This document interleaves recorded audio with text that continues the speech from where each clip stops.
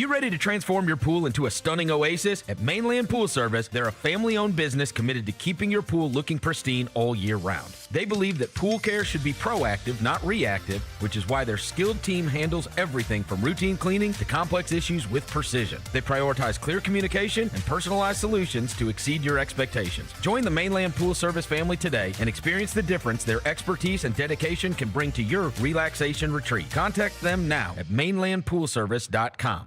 Junior Grizzlies summer camps presented by Ortho South are the key to a slam dunk summer with over a dozen 4-day camps perfect for hoopers ages 6 to 14 looking to build fundamental skills and make unforgettable memories. With camps across the Mid-South in Tennessee, Mississippi, and Arkansas, you won't have to go far for the ultimate hoops experience this summer. Registration comes with a Junior Grizzlies jersey, lunchbox, and a basketball to take home. Don't wait, space is limited. Visit grizzlies.com/Junior Grizzlies today to secure a spot for a fun-filled summer. That's grizzlies.com/Junior Grizzlies. Get ready, Grizzlies fans. It is time for the Surfside Can Shuffle. Can you keep up with the cans and find Mac the Crab?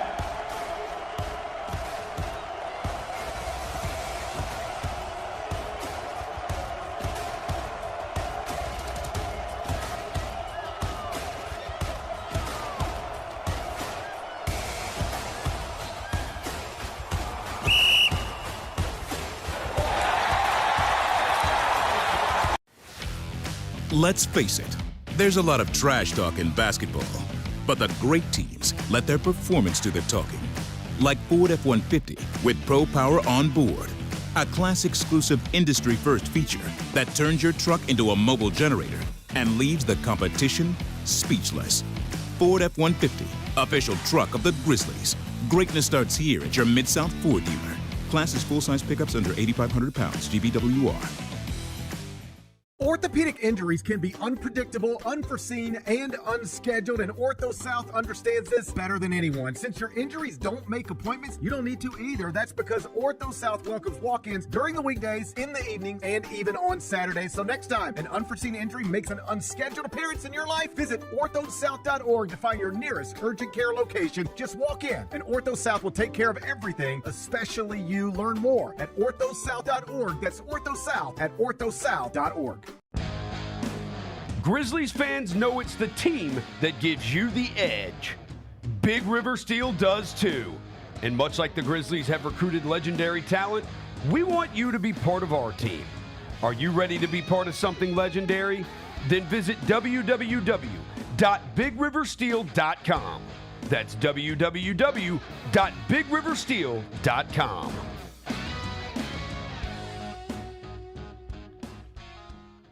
Kroger shoppers and Grizz fans. Want exclusive last-minute discounted ticket deals texted straight to you? Sign up with the new Kroger Buzzer Beater deal.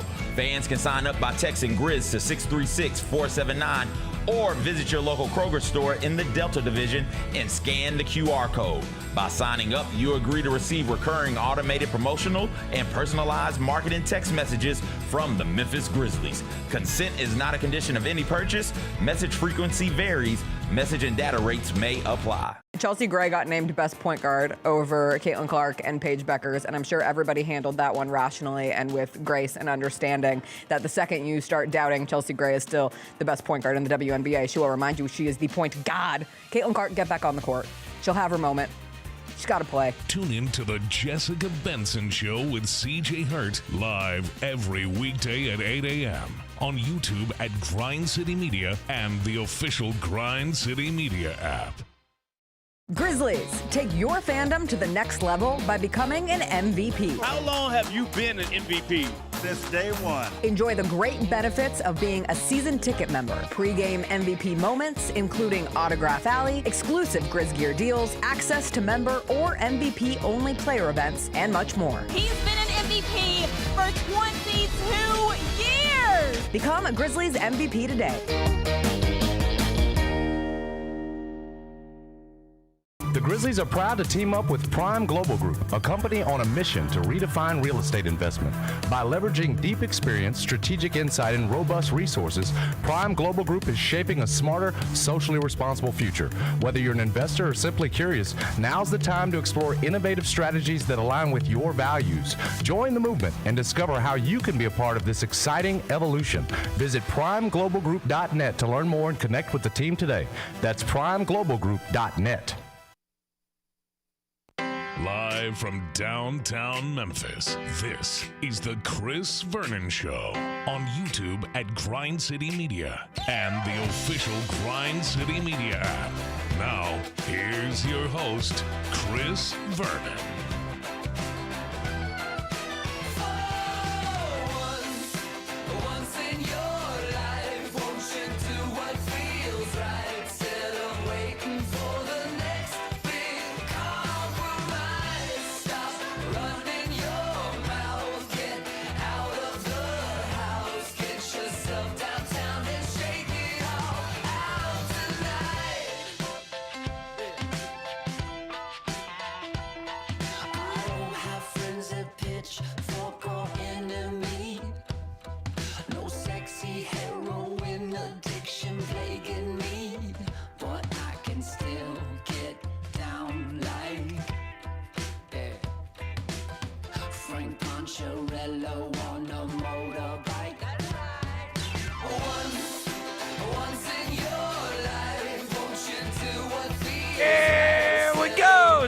GrindCityMedia.com. It's Chris Vernon Show. Welcome. It is Wednesday, May 20th, 2026 edition of the show. Today on the show, did not look like we were going to get a memorable basketball game last night, and then we did. The Knicks' unbelievable comeback game against the Cleveland Cavaliers in the Eastern Conference Finals game number 1. We'll talk about Western Conference game number 2 coming up tonight. We'll get to all the news and notes of the day. It's kind of dark and rainy outside, but smile. Let's do it. Turn it up!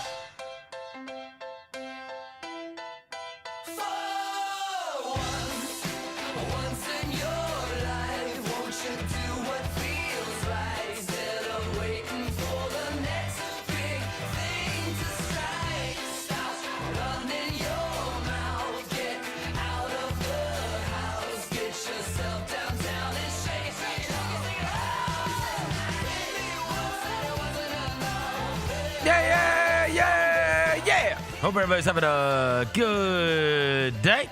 All right, bunch to get to on the show today, not the least of which is a basketball game that did not seem like it was going to be memorable that suddenly turned very memorable last evening. We do have another one that is on slate tonight that has a lot to live up to given what game 1 was in the Western Conference Finals, and we'll get to all the news and notes of the day, including some firing, some college football news, and everything else. Before I get to anything, I welcome John Roser to the show. John Roser, a.k.a. the Cologne Ranger, the Body Spray Bandit, Senior Sack, Johnny Backpole, Johnny Bearcat, the Grim Roser, John Asparagus, Johnny Net Carb, John Lance. He's Dr. Thunder. He's John the Polluter. He's John Sweeney. He's John Snickers. Hello, John. It is a great day for all those out there holding solid Jalen Brunson rookie cards. Oh, let's boo. go! It's not about you. Devin Walker's here. He's the microphone mangler, Senor Quasadilla. Mr. Math, Navajo Joe. The reporter, the photographer, he's Walker 93. Hello, fellas. I have something to unveil today for you guys. Unveil? Unveil. We love a good we unveiling have an on the show. unveiling? Shout out to Maya Marketing downstairs. All right. She's from the great city of Baltimore. The great city of Great Baltimore. city of Baltimore. Have you ever been? I've never been, but it's on my calendar this year to go because the Titans put the Ravens. Roser and I went many years ago, and I am here to tell you, we loved Baltimore. Really? They say it's like Memphis, low key. We loved Baltimore. Baltimore's cool. We had a great time there. Yeah. It was Bennett goes like every year. Really? Oh, he's an Orioles fan. He's an Orioles fan. We he goes ate up there a lot. tons of crabs. They had all the Maryland crab thing. We had the crab buffets. Okay. They had crab leg buffets, all this kind of stuff. The waterfront was awesome. Now, we went there in the summer. The ballpark was amazing. Okay. Yeah. Camden Yards still Camden holds Yards up. is beautiful. Yes. Still holds up. Yeah. What I remember, since you are about to unveil something from the Orioles, is Roser and I went to a Orioles game while we were there, and Camden Yards was awesome. There's two things I remember distinctly about being in Camden Yards. Three things outside of it being a great stadium. Number one, we walked to it, or I guess four things. We walked to it. Number two, Boog Powell was a guy that when I was a little kid, I used to collect baseball cards, and there was a kid down the street named Derek who had gotten his dad's old collection of baseball cards, and it was like all these cards of like from like the 50s and the 60s, and like, you know, when his dad was growing up, his dad had just given them to him, so you could go trade him like current cards for his dad's old cards. But you would go through, and that's how I ended up having this awareness of all of these like baseball players from forever ago. And I remember there was a guy in the batch of cards, his name was Boog Powell, and I was like, that name is so awesome. He's a big, burly guy, right? Yeah. Boog Powell. Yeah. And so anyways, when you're at the game, you walk through Camden Yards, and it says Boog Powell's Barbecue. And I was like, oh, that is awesome. Okay. I know who Boog Powell is. And then as you go to the barbecue stand, bro, Boog Powell is sitting in a lawn chair in front of Boog Powell's barbecue. Wait, I was a like, statue of him or actual real life him? Real life Boog Powell. He's like sitting there, he's big and fat guy, and he's like this. Yep. And they're like, that's actually him. That's Boog Powell. And I'm like, bro, he sits there at the game. I'm like, this is awesome. Then we go into the like team store. Baltimore, Maryland, I don't know if it's the same way now, was the capital of the shirt jersey. Really? Yeah. Oh, they had 1 million. Tons and of them. Everybody in the crowd had a Nick Markakis shirt jersey on. He was like the star at the time. Markakis was the guy, yeah. It was a Nick Markakis shirt jersey. Yeah. Also, when you walk out right next door, the birthplace of, they have a big thing for the birthplace of Babe Ruth. Yeah. Okay.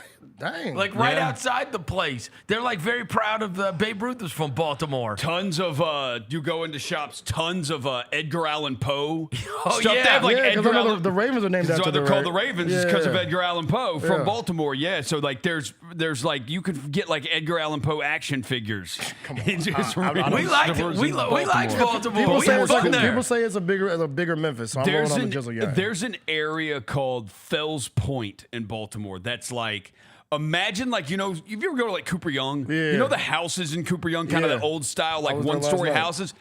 Those are all bars. They're like those houses, except they're all bars. Well, and it is. Yeah. I think actually you bring up a reasonable point about the whole Memphis thing, is because the same way people like think of First 48 or something and then hold that against us. Be like, oh, Memphis, I saw that on. It's the same way when people think about Baltimore, they think about The Wire. Yeah, and it's like, bro, we weren't hanging out. We're The Wire. No. What? You know what I mean? Yeah, y'all were in the trenches. Yeah. We had a good time, man. Yeah. Okay. We had a good time there. I like it. But anyway, one of the all-time great giveaways at a Orioles game this year. Maya from marketing. Y'all subscribe to our email list because Maya and that team down there does a great job. She texted me this morning, hit me this morning, and said, Devin, I have a gift for you. I go downstairs to Maya's desk, and she has a box. I open the box, and it's the Tupac Shakur. The Tupac bobblehead. We're going to unveil this joint on the show. Why did they do that? He's from Baltimore. He's from Baltimore, right? Look at that box. Look at that box. Look at that. The city Tupac's of Baltimore. from Baltimore? Tupac right there. Yeah. No, wait. He was born in New York. That's what I thought. Tupac right there. Was he? Look at this bad boy, though. Look at that bad boy. Who cares? Look at that bobblehead, bro. That's a great bobblehead. That's a 10 out of 10 that giveaway, is great. bro. In 1984, they moved to Baltimore. That is when he was 13 years old. Okay, they moved to Baltimore. That is up there with the lowrider outcast Atlanta Braves one. Yeah. Yes. And I got one last year from the Washington Wizards. They sent me the Pusha T bobblehead. That one's up there from too. the Washington. I gave you the Ludacris one. Oh yeah, where Ludacris. He's got the big fro. That's right. The Atlanta Braves Ludacris. That one's up there too. Like anytime you got like a rapper collab, you got the bandana and the nose ring. I know y'all hate nose rings. Look like we're gonna have to do a Glorilla. We have to. We got to do a Grizzlies dude, Glorilla. Or we one. could do like the Glorilla bobblehead. hip hop legends. Do like a 3-6. 8-ball and MJG. Yeah. That's a good idea. One of those. Mount Rushmore and Memphis rap. Yeah, that's a good idea. You're welcome. There you go. You're welcome. You're welcome. You're welcome. Mount Rushmore and Memphis rap. You're welcome. Make it happen. Yeah. We need it. There is shout out to one Mike. of those on eBay right now, still in the box, that is sitting at $150 on give me that. Bulls Hold on, right yeah, now. hold on. Let me put this back. Let me Give put me that this. thing. Give me that Let thing. me put this jump But back it's in here. weird. Somebody's Hold on. already bid $150, but like you can go buy one for $125. Let me put this jump back in the box. Nobody ever saw it. Okay. Last night, it looked like we were not going to have a memorable Eastern Conference game, Finals Game 1. But now we ended up being delivered. In fact, I think at one point I texted you guys, this is lame. Because it was lame. It was lame. It was a lame game, especially because we were all on this just tremendous high from the Western Conference Finals. That was one of those games. The Western Conference Finals Game 1 and the Wemby performance and the way that played out and the double overtime of it all. And, I mean, that led to I listened to all manner of podcasts about that game. I was watching TV with them talking about that game. You were talking to all your friends about that game still. And it was like there was such a hangover because it was like that was amazing. That felt like a communal experience, and all anybody wanted to talk about was how crazy that was. And then we fast forward and we get to last night, and it was like, this stinks. Yeah, first fourth quarters, like 5 minutes? Three and a half quarters. Because it was 22 with like 7.5, 8 minutes left. Well, and so I sent you guys the text conversation that I was having with my mismatch coach or co-host Jacoby last night, who's a Knicks fan, and I said, "Look, they're gonna have to." He was like, "The Knicks are gonna win. They're gonna come back," and I was like, "Well, they need to be under 15 going into the fourth. They were at 14 going into the fourth." Because I always think about it through being at a million games here over the years. Like, you see, like, it needs to be like 36-21. It needs to be like, it's something like that, right? You come up with the number in your head of how they could pull it off. And so I wasn't against the idea of them being able to come back from down 14. But I was until they got up 22. Wildly, it went the wrong way. It went the wrong way quick. Yeah. You know what I mean? It was kind of like 22. It was kind of like when we were watching that Game 7 between Cleveland and Detroit, and they made no dent. Yeah. As soon as they came back after halftime, it's like, okay, this is done. Right? That's how that felt again. It's like, bro, you need to make a dent quick. And they went the first 4 minutes of the fourth quarter and made no dent, and then the tsunami hit.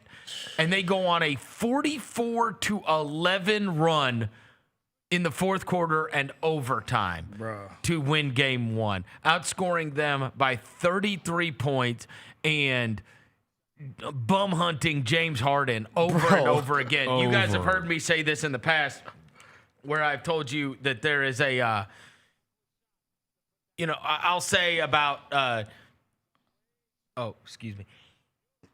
Bless you. Years ago, you remember me coming in here after a game, and I said, it's one thing to throw Zaire Williams into the fire. It's quite another to throw him straight into hell when they made him guard Devin Booker. Yeah. And I said, Devin Booker could score on him 97 out of 100 times. I think he did that. And this is what this felt like. He scored on him. Jalen Brunson could score on James Harden 97 out of 100 times. So, bro, obviously, it's so bad, bro. The greatest spectator of all of this does not go to Ben Stiller in his Jordan Clarkson shirt. It does not go to Timothy Chalamet, who was hugging Tracy Morgan. It does not go to any of the other dignitaries and or celebrities that were sitting courtside. The greatest spectator of this game goes to none other than Kenny Atkinson, who watched all of this unfold as if he had nothing to do with it. He was enjoying the show, bro. He was. He was enjoying the Brunson Burner show, bro. He was in awe of it. And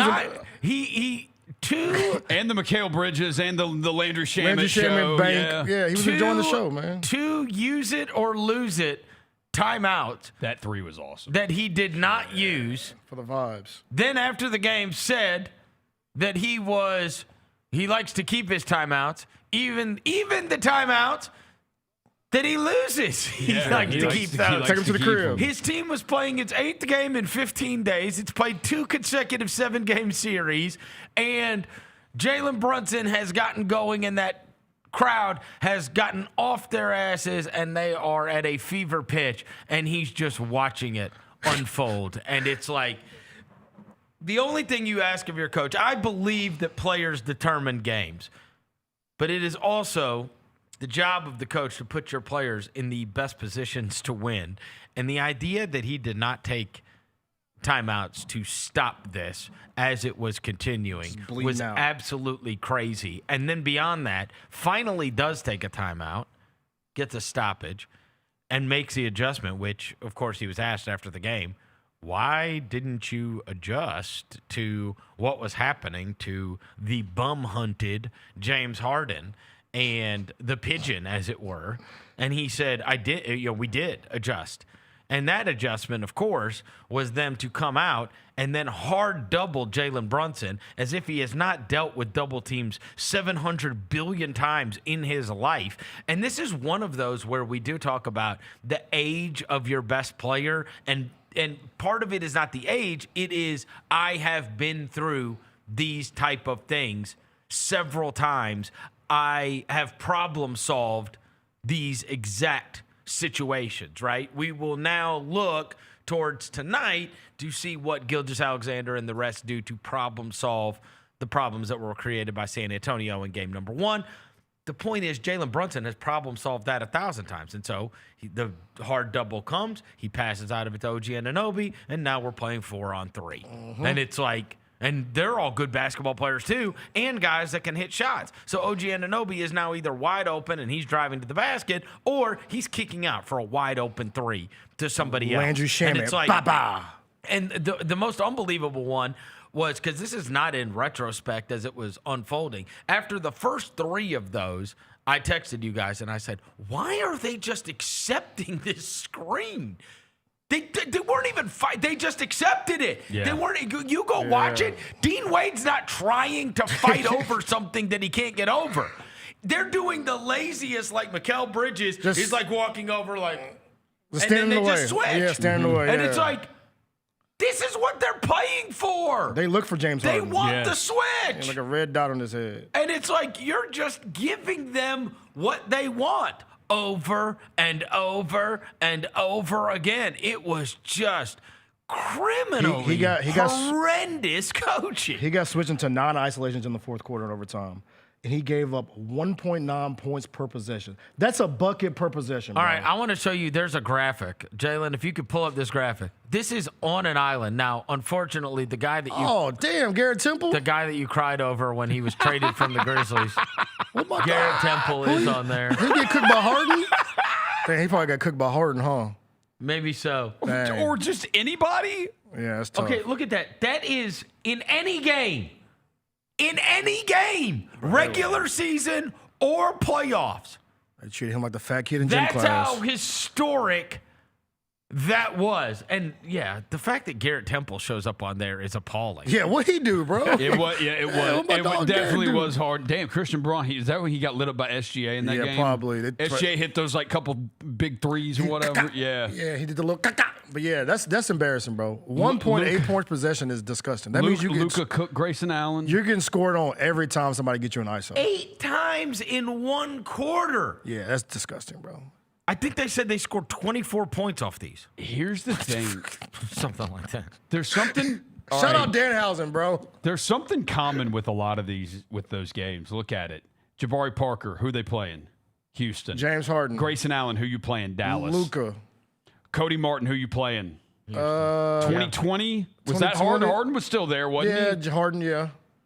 Bubble Yeah. Harden. Bubble Harden. he? Zubats, Dallas, 2022. Luka. Playing Luka. So Luka and Harden, bro. the two- Luka and Harden, the ISO we're going to cook you. But bro, I feel like James Harden was like the kid in gym class, bro. Like, he just has no chance. Like, you would think like a 10-time All-Star would be able to at least move his feet. Like, you know the deficiencies you have. Look, I can't stand James Harden. I never have been able to stand James Harden. His coach has to fix that, bro. He does. Yeah. Okay. You could say he should be able to. He can't. He can't guard this guy. And the other thing is, how can you have a credible defense when that is happening, right? When there is a guy that you cannot hide. Because even at one point, when they ran that hard double, they went at one point and they screened off of OG's guy, and OG just blew straight past him and got to the basket. Whoever he was like, on, they was like, go find him. They just found him. And Mike Brown said that they used to do this when he was coaching in Golden State and elsewhere, where they wanted James Harden. They did not. They wanted him to dribble. They were like, I think they said it was like 1,000 dribbles. 1,000 and they're dribbles, like, and he's going to get tired by the time it gets to the fourth quarter, and then it's going to be bum hunt time. The other thing that is not mentioned all that much because it was just so ridiculous what was happening with Atkinson is it Mike Brown for the first three quarters. Dude, oh my god! What are you doing, dude? And he finally pulled Josh Hart out of the game and put in Landry Shamet and unlocked their offense because he was just allowing Josh Hart to be guarded by Jared Allen, who did not give a crap about Josh Hart. Yeah. So you're basically now playing 4-on-5. Yep. Because they just decided, and then Landry Shamet obviously did something for him. Here is Mike Brown talking about the situation after the game. Coach, in the fourth quarter there, you got a lot of Brunson on Harden. I mean, was that just something you guys were looking for, and is that kind of an advantageous matchup for you that really helped you guys down the stretch? Yeah, it's sometimes you got to do what the game dictates, and they were trying to do the same thing with Jaylon, and so we said, okay, we feel like we can play that game. We try not to play that game much, but we feel like we have a guy that we can play that game with, and Jaylon. And so, just like we have to try to figure out different ways to guard Harden and Mitchell, they got to figure out different ways to guard Jaylon. But it is no secret we were attacking Harden. It's no secret we're attacking Harden. And here's the thing. It's so funny, why were they letting them get away with Jalen Brunson? Right. On the other end. Yeah, because he's the same dude. You can hunt him out too. It's fun to see like playoff series. Like we like watch these different like levels of playoff series, and like every NBA player has like a thing they're not good at, and like your things that you're not good at show up always in like the worst possible times. So it's like, why not go fix the thing that like you're bad? Like everybody, like if you can't shoot, that's what the playoffs are. You know what I'm saying? You get exposed. It exposes. If you can't shoot, they're going to expose you. If you can't guard, it's going to expose you. If the you can't higher rebound, level, you get exposed, and it's kind of funny to see like years going all the way back. Right. You get exposed if you can't do something in the NBA. Right. On the highest level. Oh yeah, especially when you're talking, because a lot and that's how the greatest players become the greatest players. That is the trick where it's like the problem solving. I was watching. There's a clip of.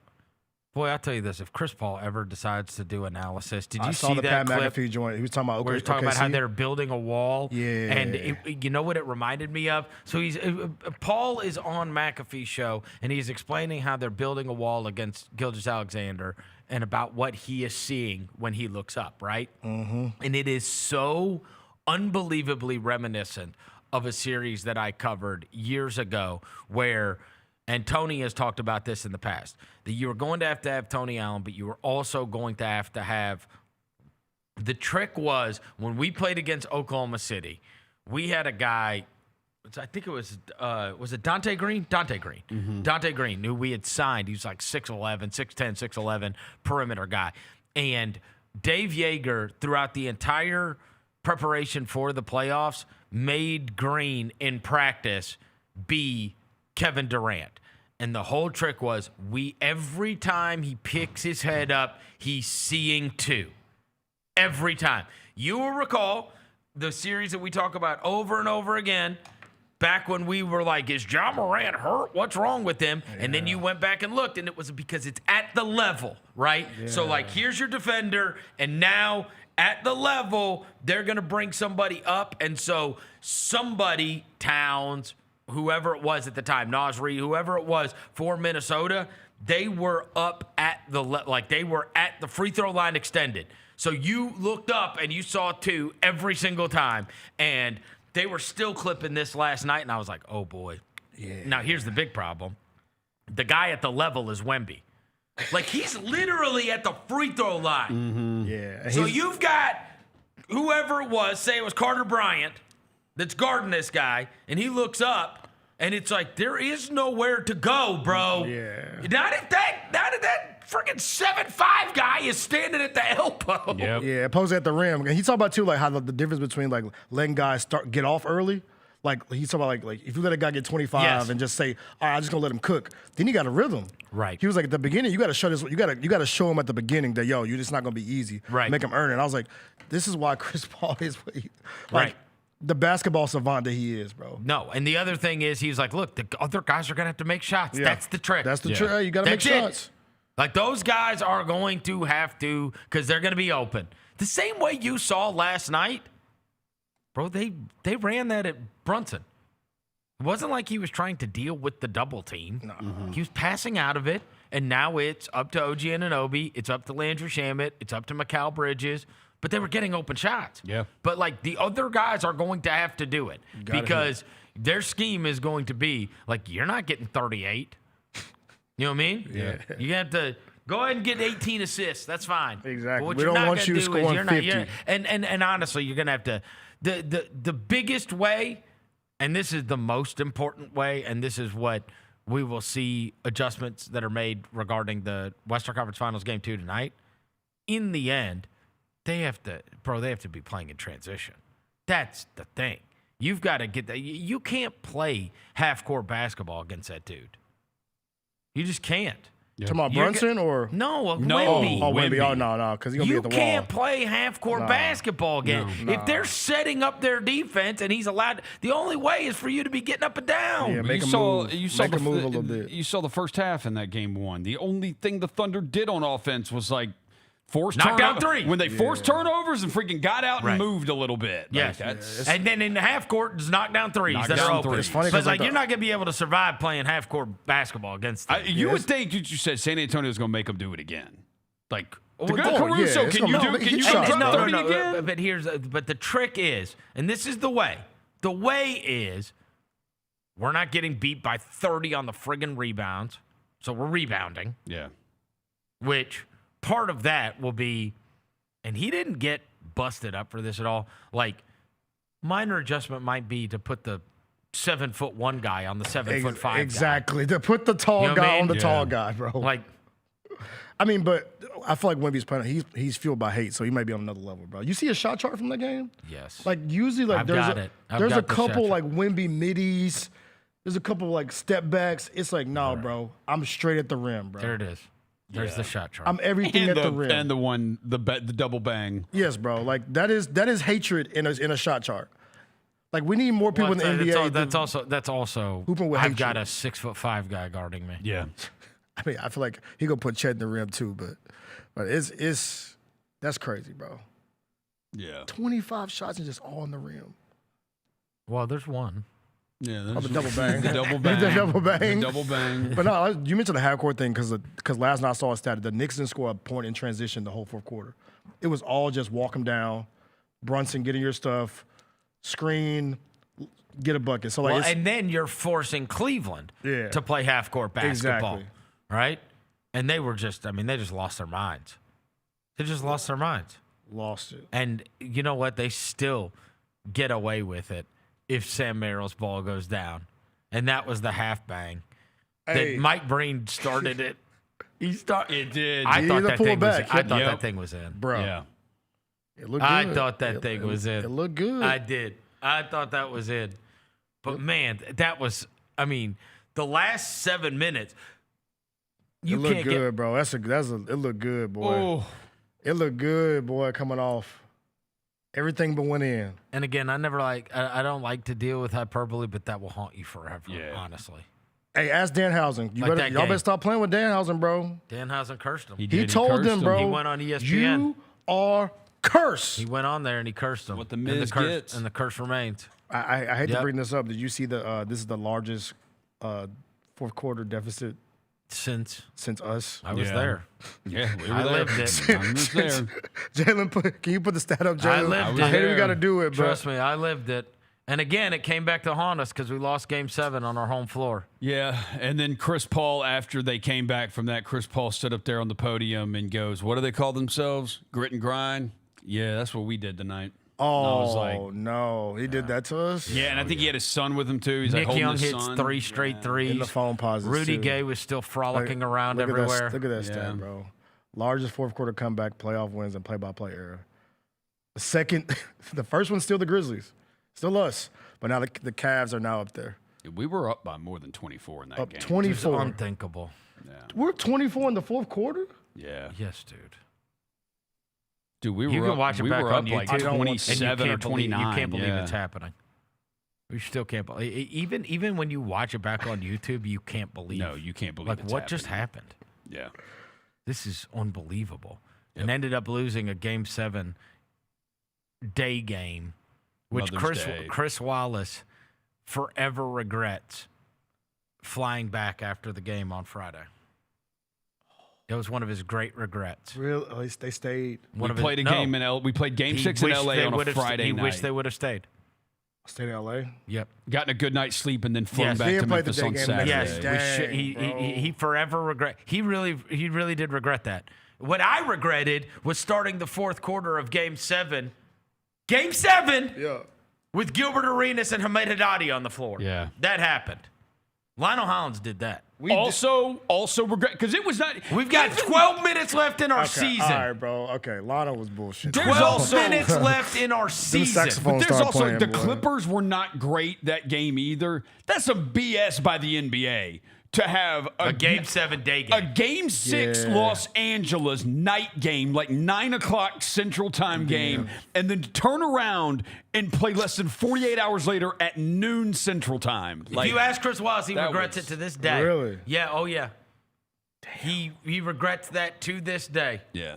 That they decided that they flew back after the game on Friday night because there's just no way because he thought that they didn't have it. Yeah. For that Sunday game, whether that was true or not, but I mean they did look like crap. Damn, you know what I mean? Man, yeah, man. For a Game 7. Yeah. History. But yeah, this one last night, like Kenny Atkinson just standing there like he was an innocent bystander to this happening. When you're up 22 in a quarter on the road in a Game 1, there's just no way you can let them off the hook. I mean, they say he's from New York, bro. He was enjoying the show, bro. You have to get that win. He was enjoying the show as a New Yorker, bro. It was an embarrassment. Them saxophones started playing. He was getting, like... So do you think, the Game 1, of course, the Knicks win. Do you think watching the Cavs those first 3 quarters that they got something? No. You don't think so? No, I thought the Knicks came out flat because they had not played. Yeah, okay. Because the Knicks, it took them till the fourth quarter to look like the team that was just bludgeoning everybody. But they did have a lead, though. The Knicks were leading in the first half. So I'm saying, Don was hooping, Don was going crazy. Hit that shot at the end of the half. Don was going fair, but other than that, it was... You watch them, though. When you watch them against their first 2 opponents, Atlanta and then Philadelphia, there was a level that they didn't reach that until they weren't scoring. Like, what was their highest scoring quarter? Their highest scoring quarter was 23, bro. Yeah. Until the fourth. That's what I was thinking. Like, it took him a little while to get warmed up. Even Brunson, dude, their first 3 quarters, they went 23, 23, 23. Yeah. And then 34. And 34 is a lot more like what we've seen out of the Knicks. And OG. It was like 30 in like 6 minutes. And OG, like, the shots didn't fall, but he got to the line, and he did look good. He did. He almost looked good. Who he almost dunked on? He looked healthy. Oh. Bro. Dude, if Towns didn't hold Jared Allen on that one, dude, he might have crammed one there at the end. Shout out to the Knicks, man. Hey, momentum's a real thing, man. That crowd was amazing last night, too. It was amazing. Like, I feel like the screen was shaking. We've gotten 2 really good screen was crowds shaking, boy. Both of these games. It was fun to watch. And like as I said at the very beginning of the show, a non-memorable game became extremely memorable. Mm-hmm. Yeah, So real quick. Thank goodness. Thank goodness, because that was about to be a dud. It was like, dude, this stinks. Yeah. Especially because, again, you're comparing it to the night before, which was like all time. Yes. Like, we're all still buzzing from Western Conference Finals Game 1. We're like, what the hell is this? Friggin' Knicks are down by 20 on their home floor. Exactly. Don Mitchell was cooking. This is goofy. Dean Wade is hooping on my TV right now. This is nasty. Just wanted it to be competitive. Yeah. The only shot they hit in overtime was that Strus 3. That's the only one that Don did not score. His last bucket was at like 8, I think it was 8:19 of the fourth quarter. Man, I'm sure they're tired as hell. Again, like I told you, that's why it's even worse. How are you not taking time out just to get these guys some rest? Yes. 8 games in 15 days and 2 7-game series in a row? Yep. And they're obviously gassed. Especially Harden. I mean, they're playing 40 minutes. Yeah. These guys. They don't really use that bench. Does it? I also last night too made me feel. I know he's an outlier, but Brunson is a small guard. We're talking about how big people are. Like Brunson is a small guard. You got to be one of the two. He's one of those guys. He's one of the ones, bro. He's just. I mean, Jacoby's been telling me we've got a guy. Yeah. And, like, you have to have a superstar. Fourth quarter, I need to book it. This guy could go get me. The degree of difficulty on some of the shots he hit last night. The one off the high glass, the Beautiful. bank shot that he hit, like, where he's going to his right. Yes. And he hits that, like, floating bank shot. I was like, jeez. The streets say he don't get enough love because he looked like Red Fox. He don't really have he doesn't really get enough love as like a scorer. Remember I told you, like, what was it, a year ago? Was it last year? And I was like, for a small guy, like, how come, like, why do you think kids don't love Brunson like they do these others? And my son said, because he's so fundamental. Yeah. He's guard Tim Duncan. Yeah, he's like just fun, like, you know what I mean? It's like footwork. It's like, you know what I mean? It's not like shiftiness. He ain't dunking on you. It's just like he's an unbelievable basketball player and like a crazy scorer. And he wants it too. And to want that shot, to take those shots in New York. That clip of him screaming at his team in the huddle last night that was going around. It was like, this is when everything changed. It was like, okay. Like, they do follow him. They follow him. Yeah. And the fact that Harden hit that shot, Harden actually hit that man. shot in the lane with 30 seconds left or 28 seconds left, whatever.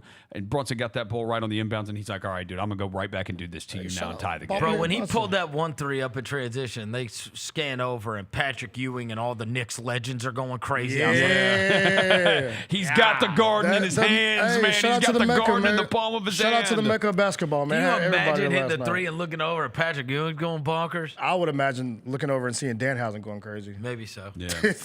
By the way, where was I feel like Danhausen was there. They probably had him in the back. Yeah. Oh, you think he was in the back the whole time? Probably.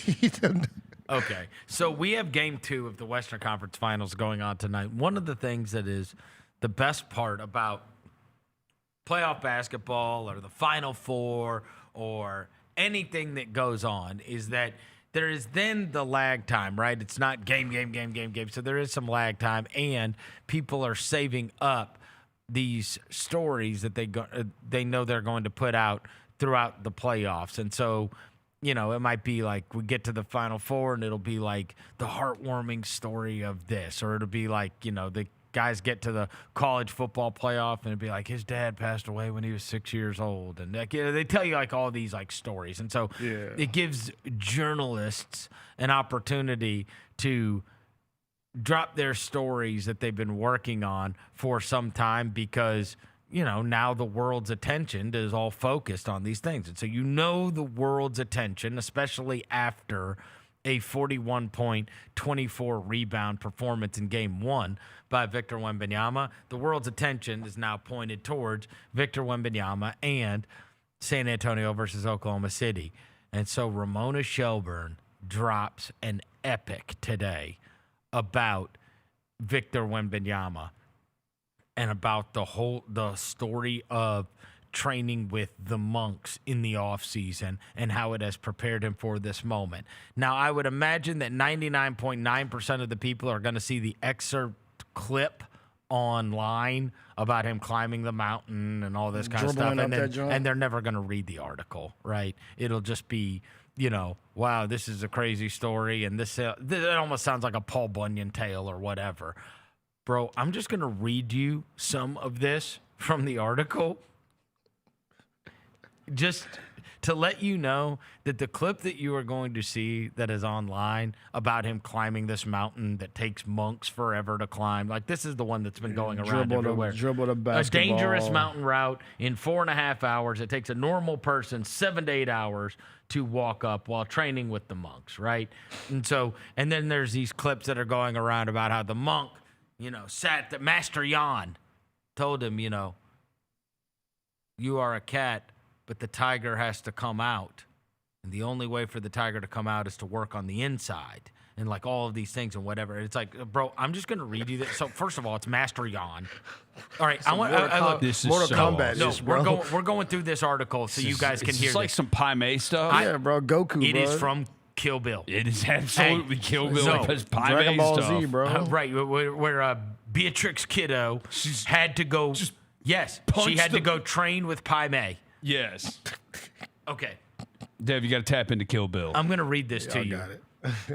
It would be, would honestly, like Kill your Bill's- favorite action movie ever. Is that that Kill girl with the Bill is sword? awesome. Yeah. Shout out to, and the, 1 and 2. Volume 1 and 2. in the yellow jumpsuit? Yes. Okay. I might tap in. Also anime in it, like anime style. Yeah, Really? yeah. Yeah. Like, ching, Oh, like yeah. that kind of. Yes. And a lot of people die. Yes. I'm with that. Master Jan has trained at the Shaolin Temple in the Henan province of China since he was 6 years old. He has climbed the roughly 1,500 stone steps to Wuru Peak to the Bodhidharma Cave thousands of times. None of the steps are the same size or height. Some are narrow, some are tall. During the day, tourists who visit the temple usually take 1 to 2 hours to reach its peak. It is not advised for you to climb it at night. There are no lights along the trail, and one step could send a hiker tumbling down the steep staircase. But Master Jan has an unusual student last summer. San Antonio Spurs All-NBA center Victor Wembanyama was looking for a challenge that would test him in ways he'd never been tested before. He wanted to build his inner strength alongside his already prodigious physical strength. His goals transcended mere athletic glory. I told him, this is Master Jan talking, you play basketball and I do kung fu. Bro, this is so unserious, bro. You play. He's like a member of the Wu-Tang Clan now. Listen. Shaolin Masters. Hey, you play basketball and I do kung fu. If you want to be great, you have to do the other things that people cannot do.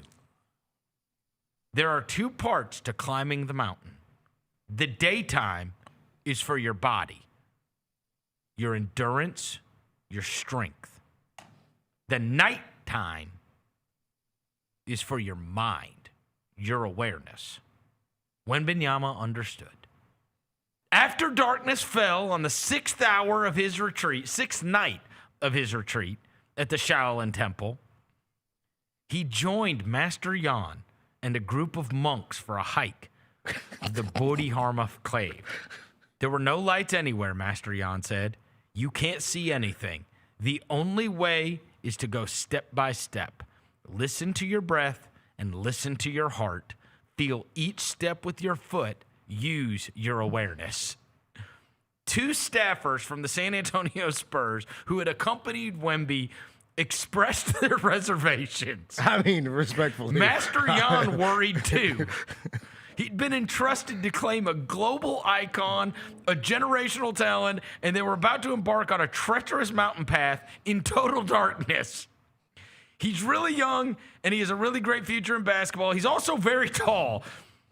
So he hit his head on some of the trees along the path and had to lean forward to go underneath them. But the entire point of the training, he said, was to free your mind from fear and trust your awareness to guard you. The group walked and climbed for about an hour of moving meditation in darkness and silence. Throughout his time at the monastery, meditation had been the most difficult aspect for Wembanyama. It's hard for someone 7'4" to sit cross-legged at all, let alone silently for up to 90 minutes without moving. So that's the That would hurt. Hey, throughout it, listen to this, but he kept at it. Each night, he slept in 3 single-sized beds that had been pushed together. Bro, this man think he think he Goku, bro. To accommodate his frame. Each morning, he woke up at 4:30 a.m. Yeah. to train. Yes. The monks would have him run through the forests near the monastery or along an uneven 200-meter hillside track, doing frog jumps, sprints, one-legged hops uphill and downhill to build his balance and his stamina. They taught him the Shaolin 13 fist form.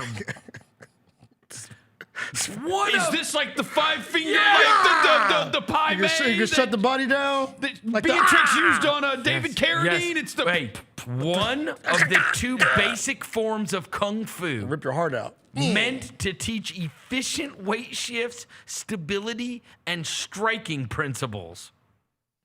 Master Jan designed Wembanyama's customized martial arts training to emphasize controlling his center of gravity, which would generate force from different positions and resist external forces, to mimic double teams and physical play that he would face in the NBA.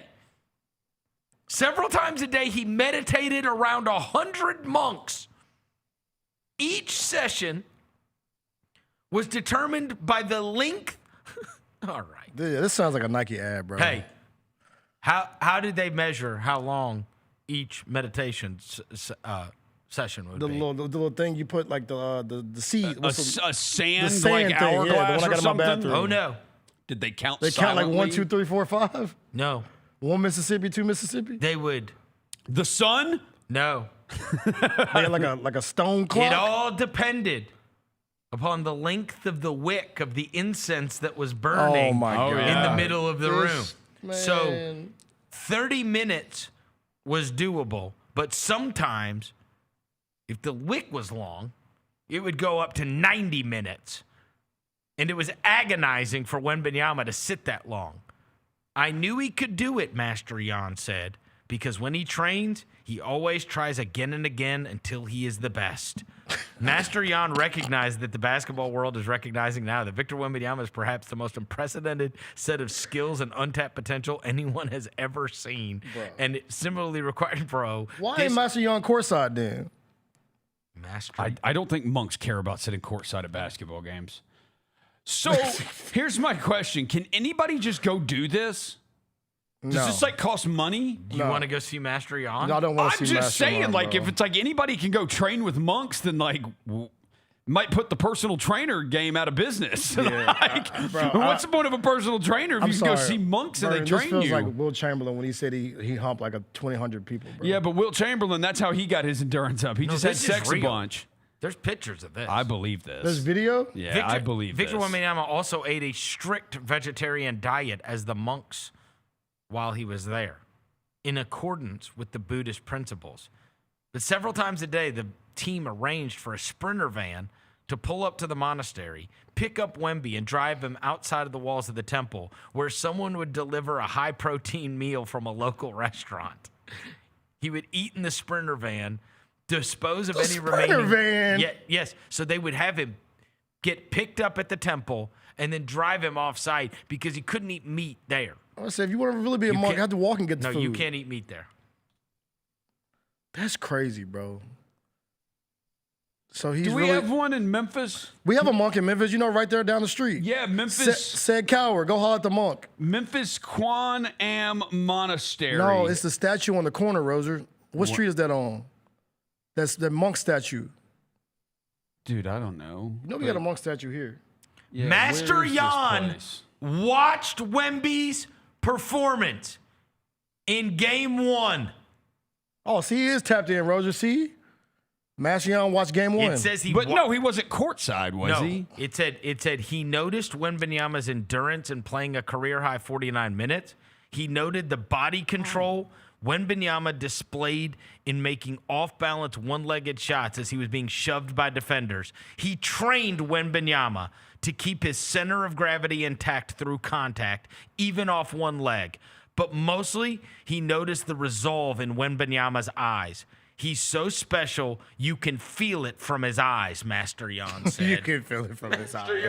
Our monastery, it's on South Master Goodland. Jan! Shout out Master Yarn, bro. Get Master Yarn. Hey, listen. Side. Power comes from inside, Master Yarn said. I agree. I would look at him and I would say, you are not a cat. You are a tiger. For power to come out, you have to change the inside first. Once Wembanyama did, Master Jan said he could challenge him to do something nobody else could do. Tigers are cats. One day, I mean, one day he told him to dribble a basketball up another dangerous mountain. Near Song Mountains. It said that the trail forces you to climb 2,500 feet in elevation across uneven ridges and stone. Master Jan said it would take the average person 7 or 8 hours to do it. Wembanyama did it while dribbling a basketball in 4.5. It's like you can dodge a wrench, you can dodge anything. Yeah. You can dodge a wrench, you can dodge a ball. Dude, there's pictures she's got an entire photo library of him doing all this stuff? Yes. Bro, this is like a made for TV movie. I mean, look, bro. If they would up winning the championship because he went to go see some monks, then we need Cedric Coward. I mean, look, it's part of the story, no question, that he went and saw the monks. But I'm here to tell you that I watched him play basketball before he visited monks, and he was going to be okay either way. Yeah, I think he'd be all right. This is just adding to the ridiculous. All the greats do something, like LeBron just goes dark on social media. He make trips, little HGH. Yeah, Jordan did ballet. Shaq became a cop in the offseason or whatever. And a rapper. Yeah, and a rapper. Listen to this about this Master Jan character. Yeah, what do you think? I want to know more about him. He is a 34th generation warrior monk. Just go back to BC, bro. Freaking BC, a family member who knew Jesus. Yeah, bro. He knew Jesus, bro. A 34th generation. 34? 34. There have been 33 before him. ACDC. That's how many generations of warrior monks have been in his family. Whoa. It said the That's 680 years ago. 34 generations is roughly 680 years ago. I'm telling you, bro, he was fighting with Adam and Eve in them. The monks who trained at the Shaolin Temple practice a form of kung fu derived from those monks from over 1,500 years ago. They've been doing the same kung fu. That wasn't, man, it was 13, I need to tap in with Master Jan, bro. It was unbelievable. 1346. America wasn't even discovered. No, bro. Christopher Columbus hadn't even made over here yet. Made it over here yet. And Master Jan was rocking out. A 34th generation. Is there a photo of him? Warrior monk. Is there a photo of him? I want to see what he look like. Huh? Does he look like one of those monks you see on TV? Huh? Master Jan? Yeah, does he look like one of those monks you see on TV and stuff? It was the early. No, okay. not really. That's him. Oh, okay. He don't look there. I mean, he's not wearing his robe in that picture. He's got a Wemby jersey. Okay, he don't look like that good. Awesome. The year 1346, when his Master Jan. When Master Everything about it is awesome. When Master Jan's family lineage started being monks in the year 1346, it is known for its combination of military innovation, political realignments, economic crisis, and the early impact of the Black Death. Shout out to the monks. So the point of all of this, after reading portions of her article to you, is that Oklahoma City has absolutely no chance. No, you're screwed. No. Yeah, you're screwed. You feel put the monk stuff in between pure hatred in his heart. Also, for the Thunder, y'all screwed. Also, how much can we this is now when you read this, right? And I've just read this to you guys, and we've kind of talked about it and gone through it. Yeah. How do you not feel like you're not doing everything you can if you're an NBA player? Yeah. It would make me feel, I'd be like, are you serious? I'd be so mad. I need to go train with monks now. I mean, this is, I think my workouts are hard. This guy is he's 7'5", and he's climbing a mountain, dribbling a basketball, and he's climbing a mountain with uneven steps, 2,500 feet in the air, in the dark. They said if you make misstep, you could fall. Yes. Like his life could be in danger. Yes, they said they were worried about him doing They said the Spurs staffers were like, Yes. I don't know about that. Yeah. Yeah, bro. Nah. You think you train hard? You got it, bro. You got it, bro. I mean, this is crazy. We're gonna have to get some monks. It's honestly crazy. It is legend. It's like this is like the kind of thing of legend, right? Where it's like, in fact, there is a Kobe story later in this, and it says, where does it say? It said he wanted to have a physical transformation so that he could run forever and use his physical tools to get closer to the basket, and he wanted to be challenged. It says, let's see. Kobe Bryant used to do that too, he told him. One summer, he had become obsessed with studying how great white sharks hunt and attack their prey. So it became Rob Pelinka's job to find him the best place in the world to do that, which is apparently Guadalupe, an island 150 miles off the coast of Baja, Mexico, where you can go cage diving in a crystal clear water. Bryant would later write in the Players Tribune in 2017 that the study of the great whites helped him defend Allen Iverson. Okay, bro. Get the out of here, bro. All right. I'm sorry, bro. Okay, bro. Stop, bro. We're not doing that, bro. People be doing all this extra stuff so they can like tell the story afterwards, bro. Like sometimes it's a great story to tell. There was Bryant's obsession with the Sistine Chapel. See, Rob Pelinka arranged for him to travel there one summer for a private tour guided by an art historian. Bryant was fascinated by how Michelangelo had painted a three-dimensional masterpiece while lying on scaffolding in a space without abundant natural light. The lesson was not about the techniques used, but the vision and perseverance to create something extraordinary under impossible conditions. Come on, bro. Hey, that's heat, bro. Did they just say that they found a place where you could watch great white sharks attack things, and Rob Pelinka found a place for Kobe to go watch this? And it helped him because he was interested in studying how great white sharks attack their prey. And it helped me guard Allen Iverson in the finals. But it doesn't even make sense, bro. I'm sorry, bro. I'm calling cap on Kobe on that one.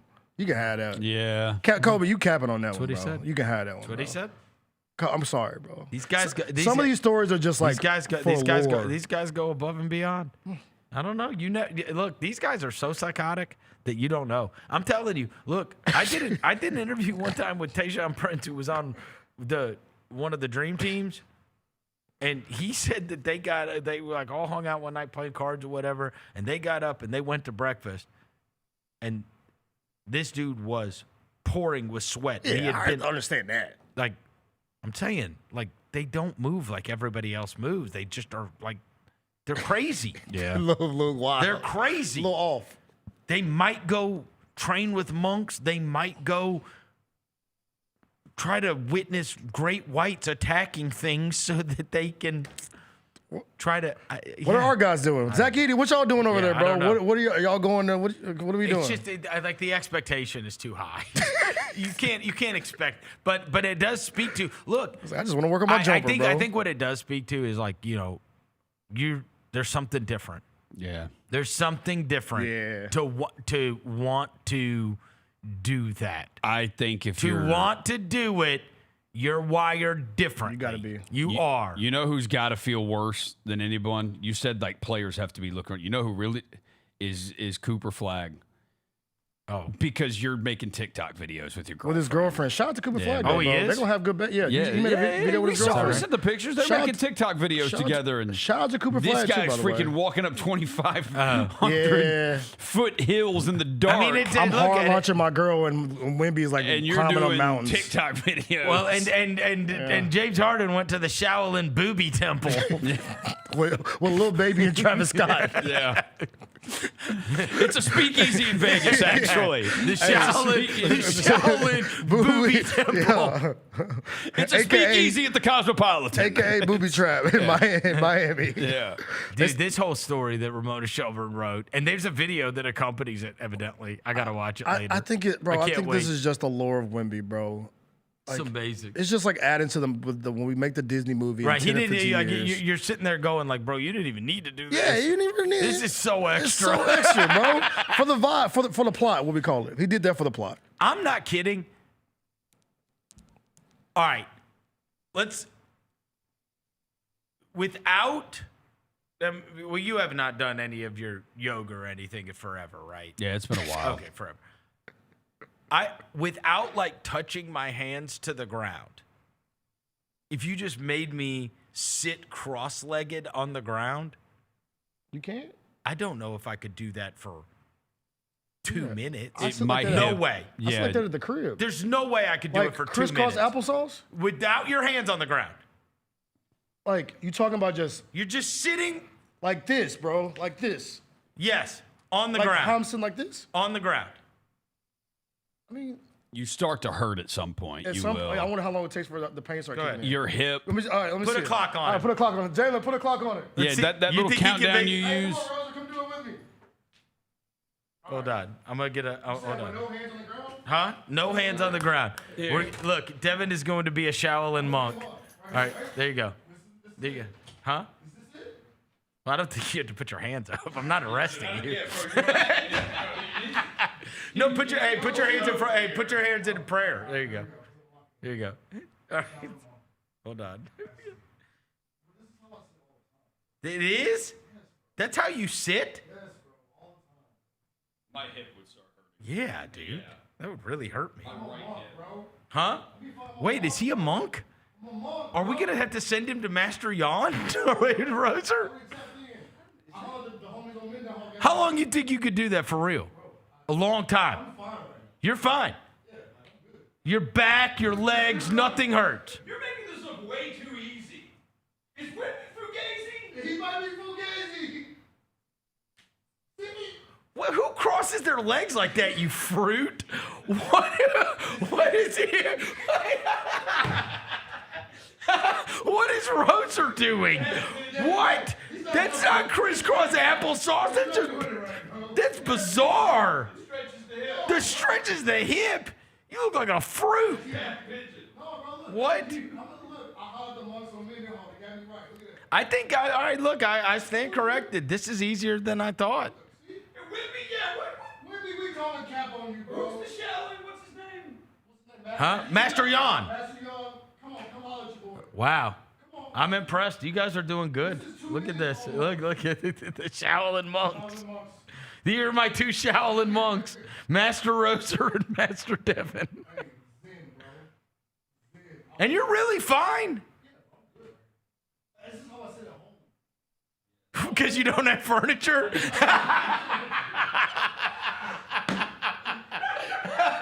Hey, man, get some. It's either that or the Dick's Sporting Goods chair.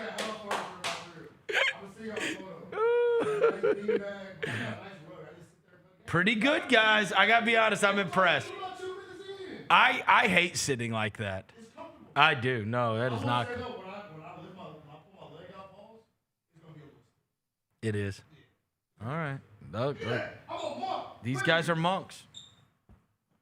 However Roser crossed his legs originally, that's the worst thing I've ever seen in my life. That is, dude, no, go to hell. That is, no, Roser, that is appalling. Yeah, that's not. Nobody crosses their legs like that, bro. You look like you're paralyzed when you cross your legs like that. What are you doing? What is he doing? I can still do yoga. He's trying to do yoga. 10 classes I haven't used yet.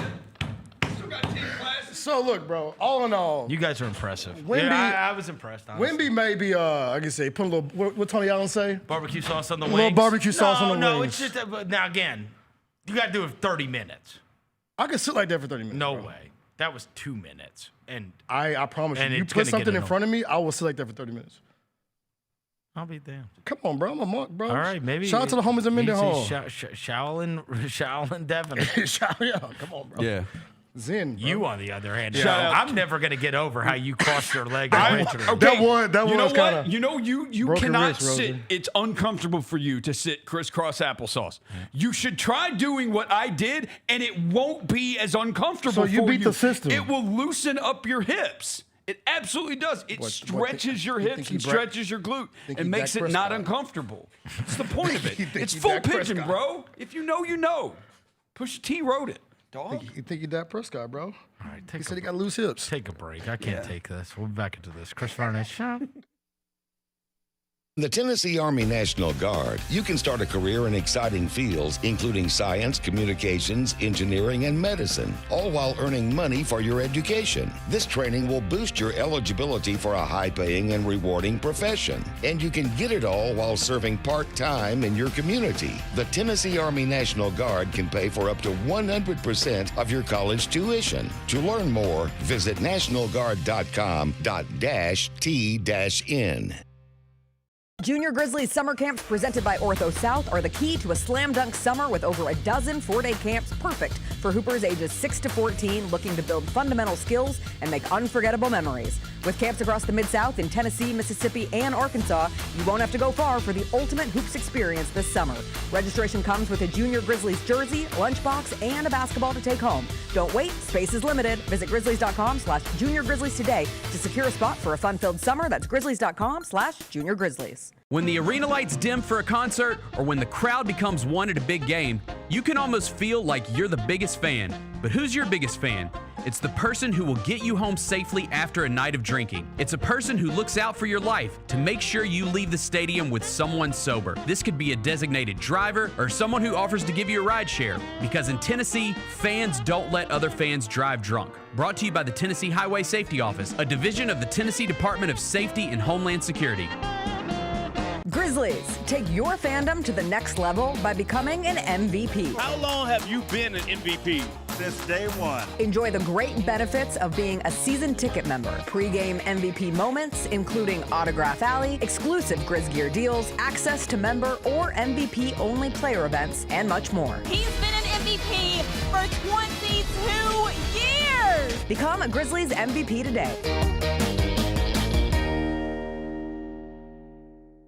Sonic Radio. Welcome back to Sonic RNDIO. That spells radio with me, the CIO. This just in, the new Sonic $1.99 menu lets you build a crave-worthy meal for just $1.99 an item, whether that's a creamy shake, crispy tots, or a quarter-pound double cheeseburger. This just out. Ostriches. They're mean, not very cute, and in my opinion, way too big for a bird. Don't miss the Sonic Fun 99 menu. 5 items, always $1.99. Live free, eat Sonic. Tax not included. See menu for details. Let's face it, there's a lot of trash talk in basketball. But the great teams let their performance do the talking. Like Ford F-150 with Pro Power on board. A class-exclusive industry-first feature that turns your truck into a mobile generator and leaves the competition speechless. Ford F-150, official truck of the Grizzlies. Greatness starts here at your Mid-South Ford dealer. Class is full-size pickups under 8,500 pounds, GVWR. Each challenge is unique, so each game plan is customized to identify opportunity and the path to victory. It's true in basketball, it's true in banking.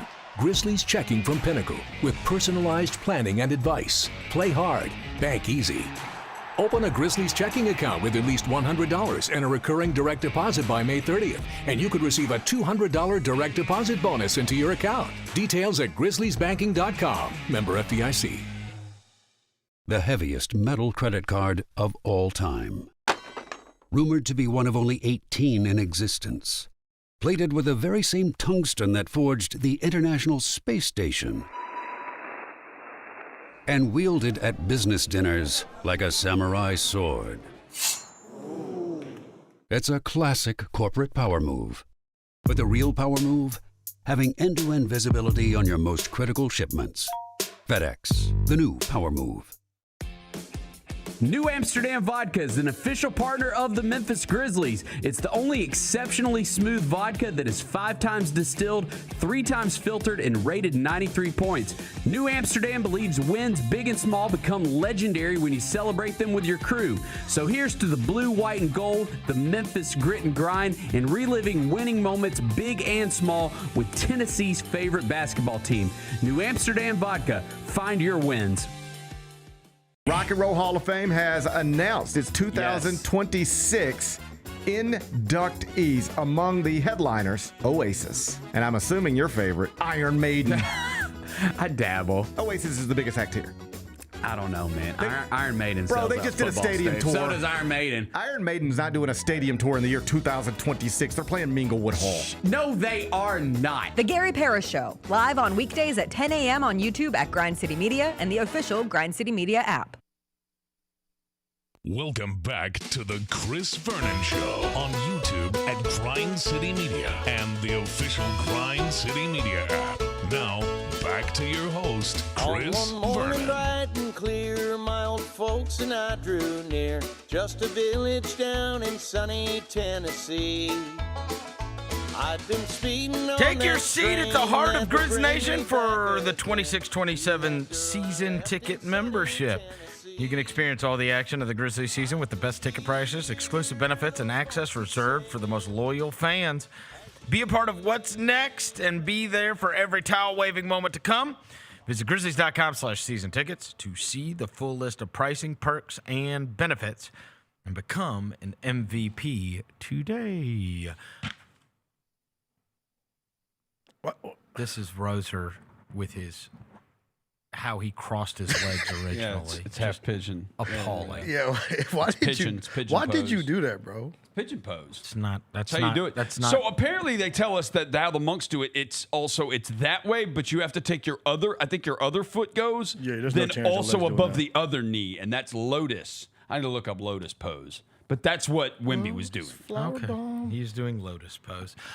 Look, you guys, after I left yesterday, talked about the new mock draft that had come out. Obviously, everybody's going to be super excited about the draft coming up next month, and whoever the Grizzlies are going to be able to attain, get a high pick in the draft. And one of the things that I told you that was super promising regarding watching these playoffs play out, and especially with San Antonio and Oklahoma City and Detroit for that matter. You know, these are two veteran-laden teams in the Eastern Conference, but in the Western Conference, it's two young teams. And Henry Abbott yesterday, or rather this morning, had this article about how the future is youth, and it's something you guys have heard me talk about a couple of months ago, and how I was excited about the reboot for the Grizzlies because that is your way to have, like, I think the best teams are going to be young now because of the amount of money that, you know, second-tier players get paid, and the fact that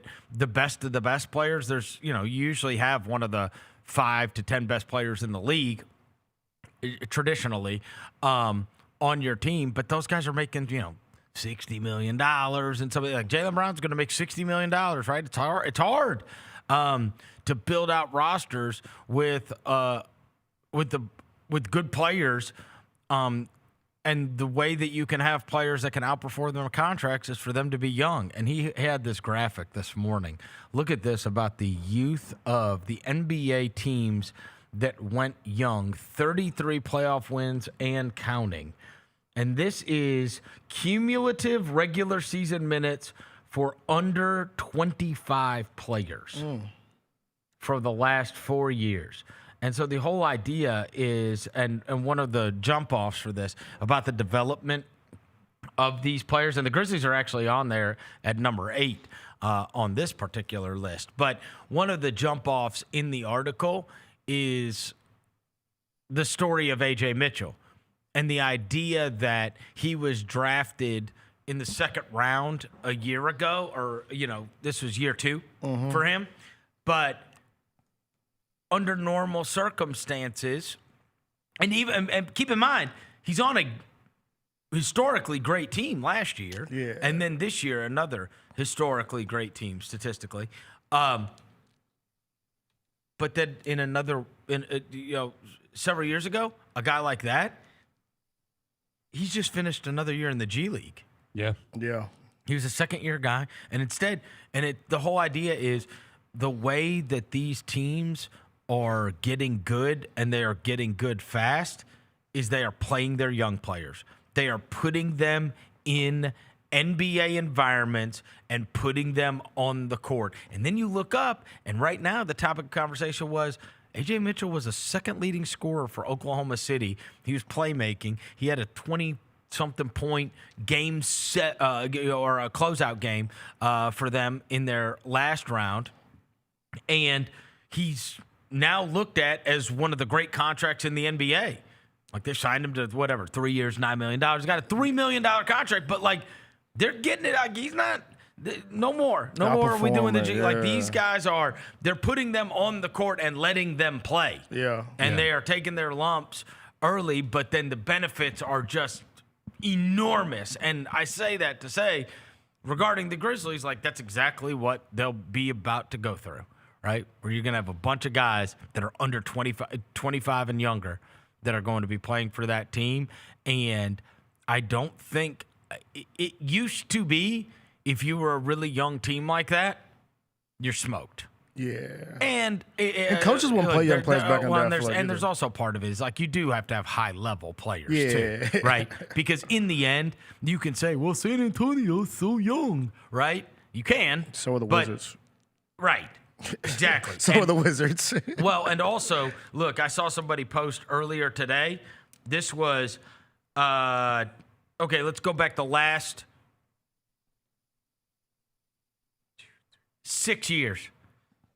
The Spurs' first-round draft history when they don't have a 4th overall pick or higher. Carter Bryant, Rob Dillingham, Jeremy Sohan, Malachi Branham, Blake Wesley, Josh Primo. And then they wrote, not so easy outside the top 4. Ew. Yeah. So, I mean, in the end, you could say, well, they're so young, but it's like, they are so young, but like they also, like, they got 3 top 4 picks on their team. You know what I mean? Like, these guys are amazing. So it's easier. Including but again, but in fairness, Carter Bryant was guarding SGA in a monster game. He needs to play more minutes tonight, bro. Right. But they got 3 top 4 picks, and they got the number 1 pick in the year that it mattered most. Yep. Right. So The it's one that not really changed it. It's not necessarily just easy to say, oh, well, these. But I do think it does speak to how if you do have high level players, and look, we're gonna look up, and the Grizzlies have got Cedric Howard, who was drafted in the lottery, and Zach Edey, who was drafted in the lottery, and the number 3 pick of this year, and then we're gonna have another one that if they keep that pick, whether they keep 16 or they move up from 16, still got another lottery pick. Right outside the lottery. Yeah. Another guy. So I mean, like, you can have high level players. Yeah. Right? With those and also have the ability to have a bunch of other good players on your team. You know. Yeah, get some vets around. Get some vets around them. It's so hard to have enough. That's what makes it so crazy, and that's what that's what speaks to how high level they are. Bro, they played the youngest starting lineup in conference finals history. And they also played they did not use depth. No. They played them all 45 minutes. Yes. It was a 20-minute difference between the one guy played 50 minutes. Yeah. One guy, it was Vassell played 50 minutes. Vassell. The difference between the starting 5 and the bench, that one bench guy was, I think, 20 minutes of basketball. Yeah, Keldon Johnson played 20 minutes, and the rest 22. Everybody else played 40 and to 50 Carter minutes. Bryant played a little bit. Luke Cornett got a couple minutes. Yeah. But generally they all just played. But they were all under 25. Young legs, baby. 25 and younger. And it's just the investment made in these guys. And then, look, inevitably they're going to have to make a choice when it comes around, right? Sure. Like, which are the ones? You know, to where people are now like, is it going to be Harper and Wemby, and then you build out around it? Like, you know what I mean? People have already elevated Harper above Castle. Yeah. He was last year's Rookie of the Year, and he's awesome. Or they put De'Aaron Fox on another team already. Right. They said he Drew Bledsoe to him the last game. Yeah. He Drew Bledsoe to him, man. Or Wemby's only going to say, you know what, I'll do 5 years and $100 million because I don't need all of that money. Oh, that is so. It's more of a Shaolin monk would do. Yeah, he's like, I'm going to go live with the monks in a monastery. I don't need all of this. We're going to really test his monkism, bro. I sacrifice. Yes. Is one of That's the what a things monk they would do. taught me at the temple. Yeah. Yes. That's what a monk would do. being a servant. Yes. Yes, bro. Oh, shoot. Now you're going to keep everybody? We're really dead. Yeah. Yeah. All right. Yeah, this guy's not even taking the full boat. Jason Kidd got fired in Dallas. They just look, they had to get rid of everything that is associated with the Luka trade.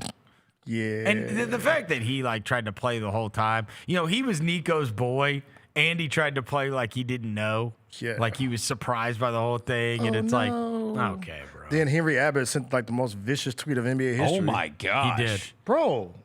This is Jalen, can you put that on the screen? I meant to send it to you, Jalen. My bad. A great firing. Bro, I've never seen that from an NBA writer doing that, bro. He's not the only one that is. But to put that, I feel like that was the most vicious. If you want to find some stuff out about Jason Kidd, you can Google it. He's a dastardly human. I know Henry, and that was totally hilarious. Yeah. I covered Jason Kidd when he played for the Nets. I know one of his childhood friends. I've been to his house, met his kids, then wife, and Pilates instructor.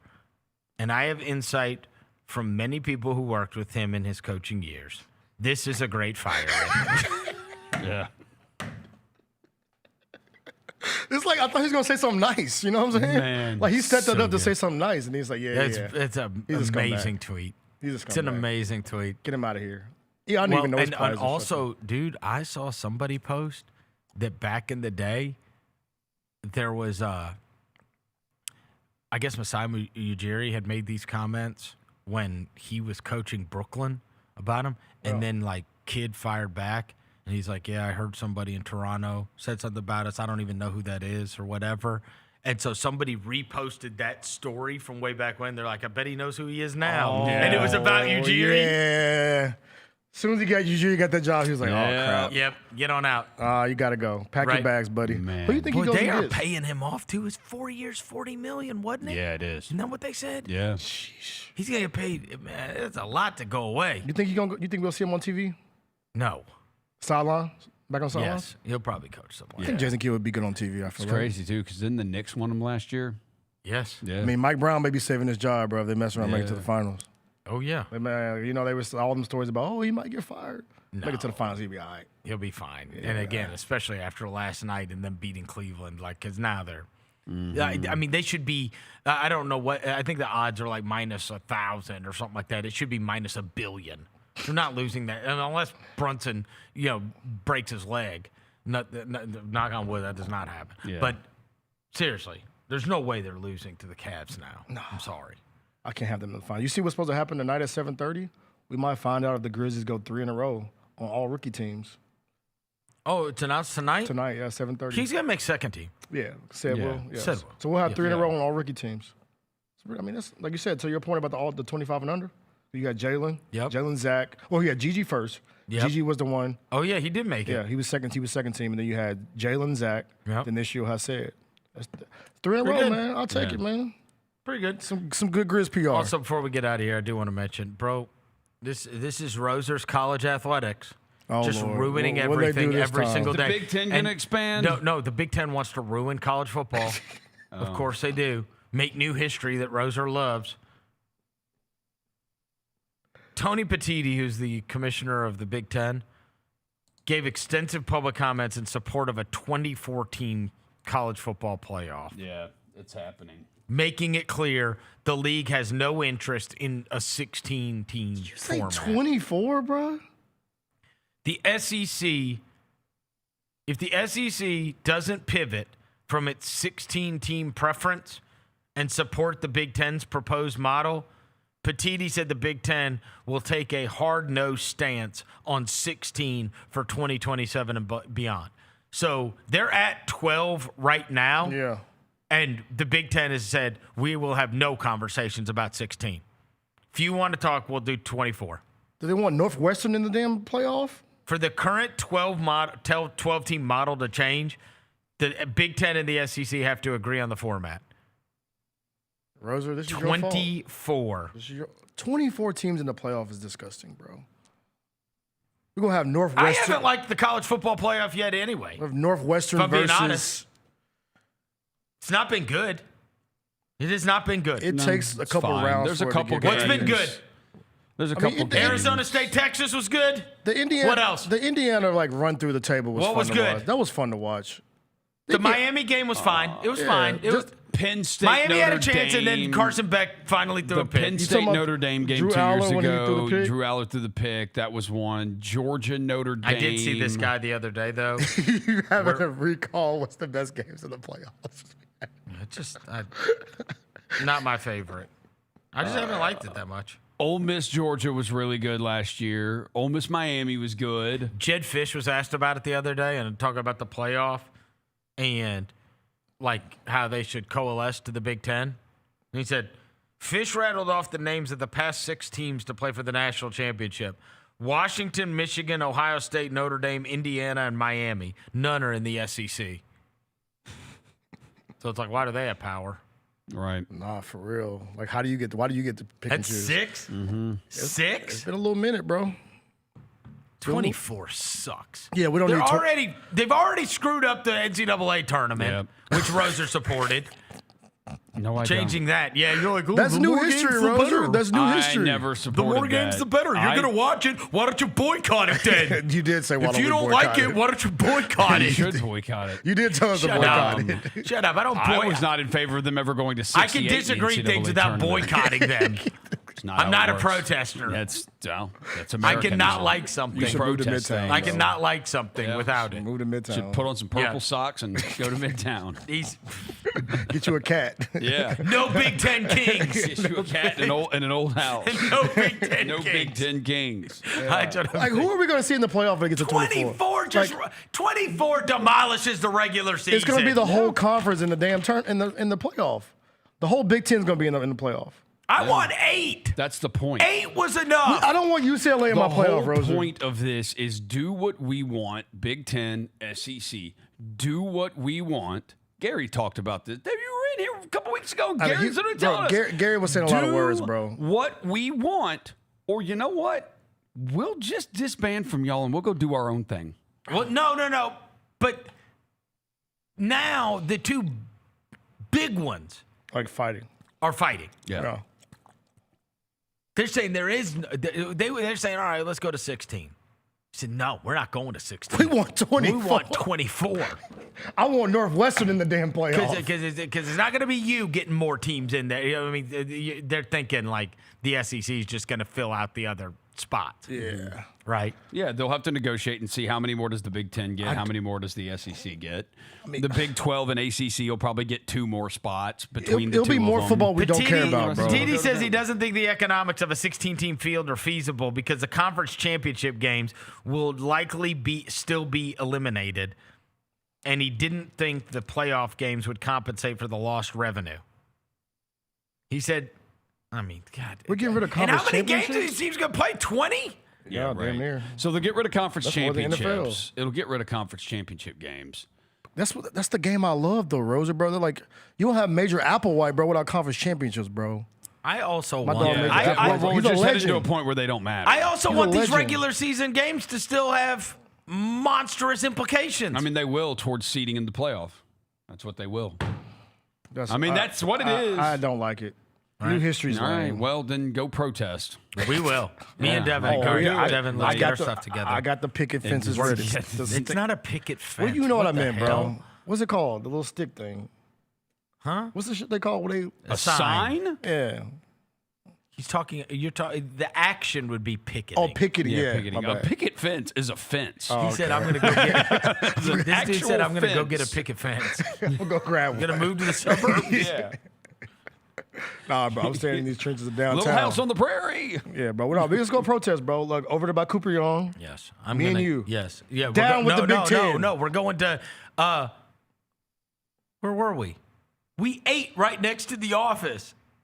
Chicago. Oh, Chicago, yeah. Rosemont. Rosemont, Illinois. That's where their Bro, offices we are. went to go eat at this restaurant, and we looked next door, and it said the Big Ten. Oh yeah, let's go. Yeah, let's What go. restaurant was that? It was very much like Steakhouse. it was like a Texas de Brazil. Yeah. It was like a No, Brazilian good. Portuguese Oh, it was steakhouse. great. Yeah. It was great. Where like no, Good. it legit is the same thing where you like turn the card. the Red- code, the turn green the and card. red? Yeah. Yeah. They just It's keep right bringing you next stuff. to the Big Ten offices, and we were like, "Look, there's the Big Ten." Yeah, now we know where it is. Let's pull Yep. up, bro. And, hey, so yeah, When we go to Chicago, we can just stand next to.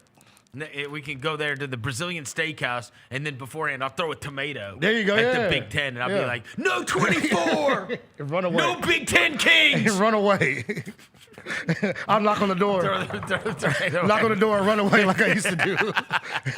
I would ding dong this to the Big Ten building. No Big Ten Kings, Big Ten Kings. Yeah, bro. 24 teams is a lot, bro. It is. Yeah.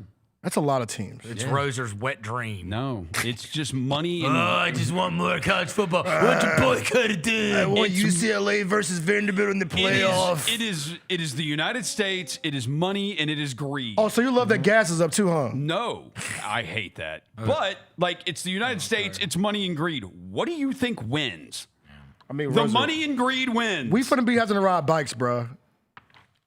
Gas is like $5 a gallon. You don't have to deal with that because this car's electric. I changed. Yeah, my car takes premium, dude. I saw the future. You really did. Podcasting, yeah. Bro. I had that old. Bro, my car was old and paid for, and the last time I filled it up was like, I think it was like $76 or something like that. And I'm like, I hate this car. It's got a broken windshield. I fill up the tires because there's probably nails in them. I was filling up the tires like twice a week. I was like, I can't live like this anymore. Yeah. I can't do it. And I'm like, I was not going to put another dime into that car. Nothing. Oh. And I was like, you know what? And I'm not going to get another gas car. And you got out right in time. I did. Yeah, now gas is $5 a gallon, baby. It's more than that. Almost a Chick-fil-A combo. How much is it? My car takes premium, dude. It's like I filled up yesterday. Half a tank was $65. God. I don't let I fill up at half a tank and it's 60. You do premium. It's freaking. I'll let I want to see my light on before I stop at the gas station. Like, hey, we milking this every drop, I used bro. to do that too. I used to do that too. Hey, leave that light on. It I'd be like, sucks. please make it. Please make it. It's a mental thing. Like I've let it get below half a tank, and the last time I did that, I filled up and it was like $90, and I was like, I hate that. I hate looking at that. At least like 60, 65 doesn't make me feel as bad. Yeah. See, this man over here, I ain't got to worry about that, guys. I just plug my car up. Where's the closest spot here to plug your car up? My house is gonna be. That's you got a plug-in at your crib? I'm installing one. Yeah, it's not that expensive. No, it's not. Okay. No, the charger was $450, and I think the guy's gonna charge me like $500 to install it. Charge it less overnight like a phone? less than $1,000. It's not bad. Oh, Lang's got one too. But I traded in my car, and so they gave me 2,000 miles on the Tesla. They gave me 2,000 with the full self driving. Okay. Yeah, no, the charging. Oh. The first 2,000 first miles. 2,000 That's kind of miles. far, That low-key, is. 'cause So, you don't drive nowhere. There's one on Germantown Parkway that's in front of like the Target at Wolf Chase. Yeah. There's one on Highland. Yeah. By another Broken Egg Cafe, like by CC's Pizza. Whole Foods in East Memphis has them. There's one over there. There's one next to Jason's Deli on Ridgeway. Okay. Yeah. There's places around. Yeah. It's honestly not that far out of my way if I go charge it. Bro, you finna make me cross over, bro. Yeah. Well, use my referral code. Hey, stay away from the Waymos though, chat. No, they was, bro. I saw the ones in Atlanta. Stay away from the Waymos. I blame bro. Atlanta, not Waymos. You gonna blame Atlanta? Yeah, because I take Waymos all the time. They're in Nashville now, by the way. In Scottsdale. They're in Nashville just now. in Atlanta. They're just circling people's neighborhoods. Yeah, they're circling. That was hilarious. At like 5 in the morning. That was hilarious. Yeah. Bro, I would be terrified. That'd be crazy as hell. Look outside and there's these Waymos circling. That's going to do it for today's show. Thanks to John Roser across the glass. Thanks to Devin Walker. Thanks to Jaylon back in the studio. We'll be back tomorrow. Until then, we go.